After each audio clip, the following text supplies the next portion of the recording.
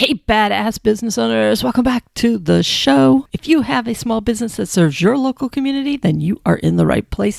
Today, I want to talk about something that I think so many small business owners shoot themselves in the foot with, and that has to do with not calling back potential buyers, potential customers of your business. One of the things that I do is I love to watch the threads of people seeking out business owners and what their experiences have been. And I was actually following two of them last week where people were basically begging people to help them with their problem. For example, one was landscaping, and they had reached out to 3 or 4 landscapers and nobody called them back. And here's the thing. This has been a hot button of mine. If you've listened to the show for a long time, you know that one of the things that drive me absolutely bonkers is when a small business owner, someone who owns any business actually, does not call back a potential customer. Here is a customer with money in their hand, ready to give you their business, and yet they are casted aside. I personally have been through this multiple times, especially when I have looked for roofers and for specialists outside of my own area. Obviously, I have connections locally.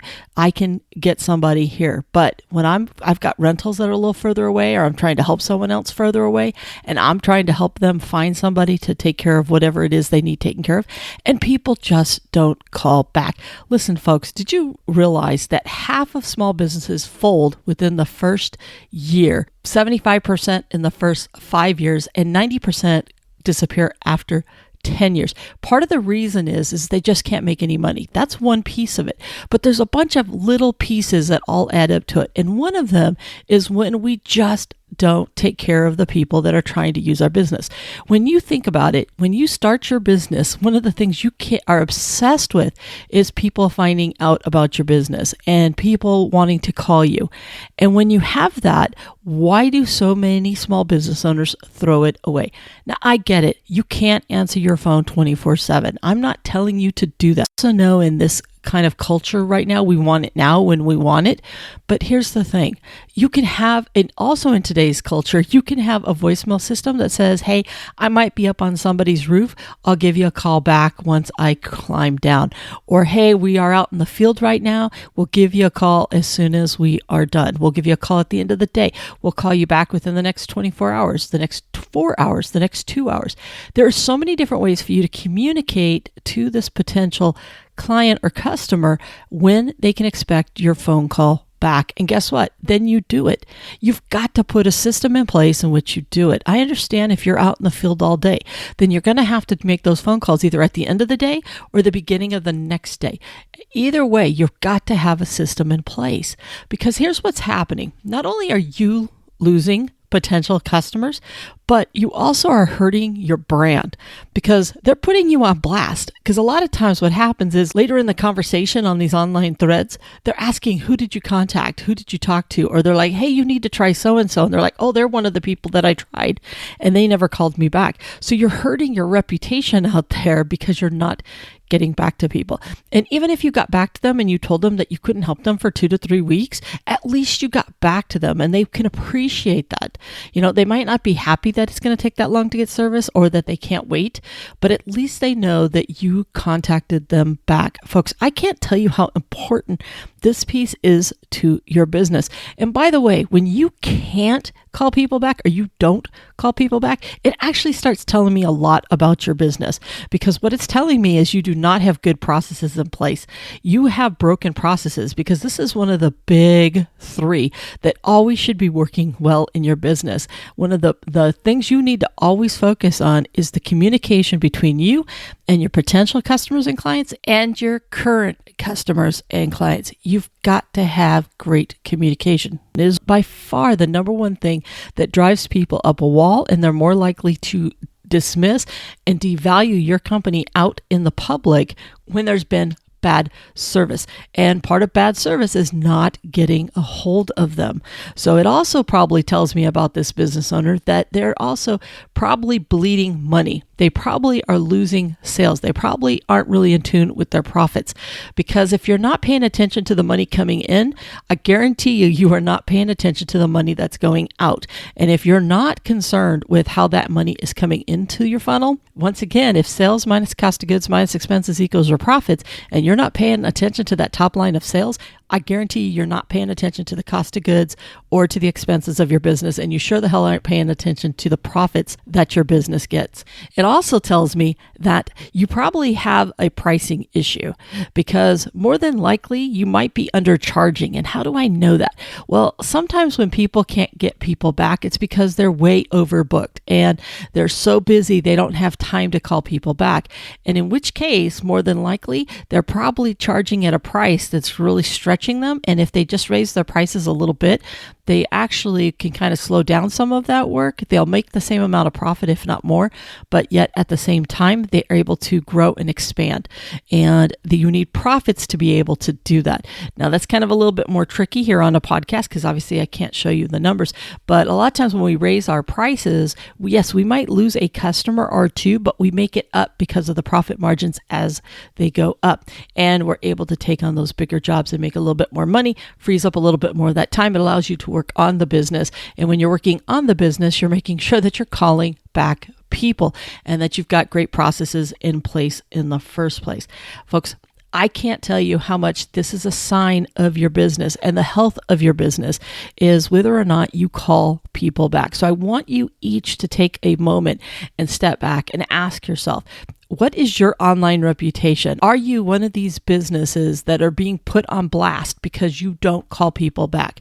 And trust me, this isn't one you have to think about, because I guarantee you, when I started this out, you probably already thought, oh crap, I'm probably one of these people. Now, you might be varying degrees. There's some of you that are absolutely horrid at getting back to your clients. And some of you are like, yeah, I'm pretty bad. I'm not as good as I want, or I could be better. Listen, if you had any thoughts whatsoever that maybe this is a broken part of your business, you need to take a step back, and you need to make sure that you never leave people on the other end of that phone or the other end of that email, because I want to bring email into this, because the same thing is getting back to people. I told you about my experience just a couple of weeks ago. I reached out to a business owner. The phone number didn't work. I emailed them. They never emailed me back. Guess what? They're not getting my business, and this would have been a several $1,000 job to them if they would have just reached back out to me. It was guaranteed they were going to get it. Unless they were a complete idiot on the phone burping in my ear and doing all kinds of stupid stuff, they were going to get this job, and it probably was going to be about $2,000, $2,500 to do the job. And they just don't get it because the phone didn't work, didn't call me back, didn't email me back, didn't do anything. And this is all based off of their website. Folks, I'm telling you, there is so much money out there for you and your business.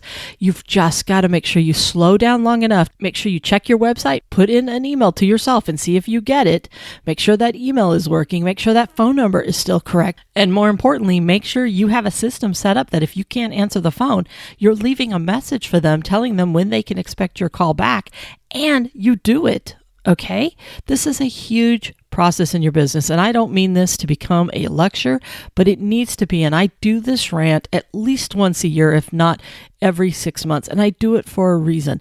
And I do it because it is probably one of the number one things that small business owners mess up in their business. And a lot of times it's because they're busy, and it's because they feel they're being successful because they are busy, but they don't understand that they are having this massive problem in their business and that they could be making even more money. They feel that they're already stretched to the gills, and what's another customer?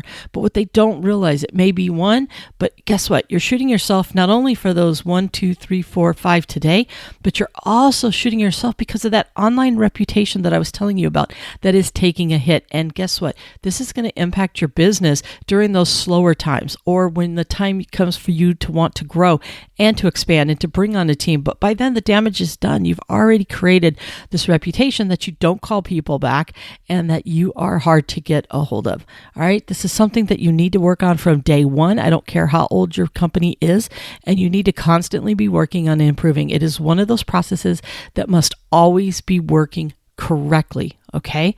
Please make a vow to yourself. More importantly, make a vow to your company. You are a business owner, okay? And you need to make this commitment to your business that you will always have a way to communicate to your potential customers and clients. Don't be somebody that I know is throwing profit out the door. Forget throwing the sales out the door. You are throwing profits out the door by having this broken system in your process.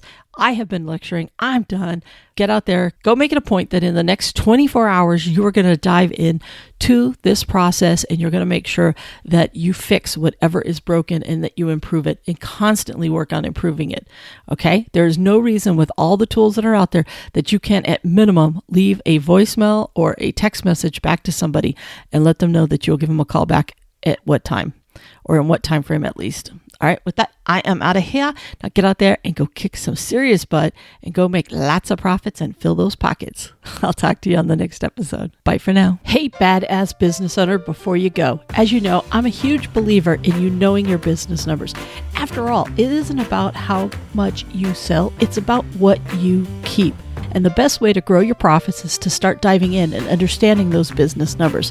To help you on this journey, I have created the Know Your Business Numbers course. We will walk through how to read your profit and loss statement. You'll learn the key calculations that'll help ensure that you're making a healthy profit on all of your products or services, plus a ton of other good stuff that'll help you learn how to use those business numbers to create even more sales and profits. Just check out the link below in the show notes or visit knowyourbusinessnumberscourse.com. So if you're ready to increase those profits, it's time you start diving into your business numbers.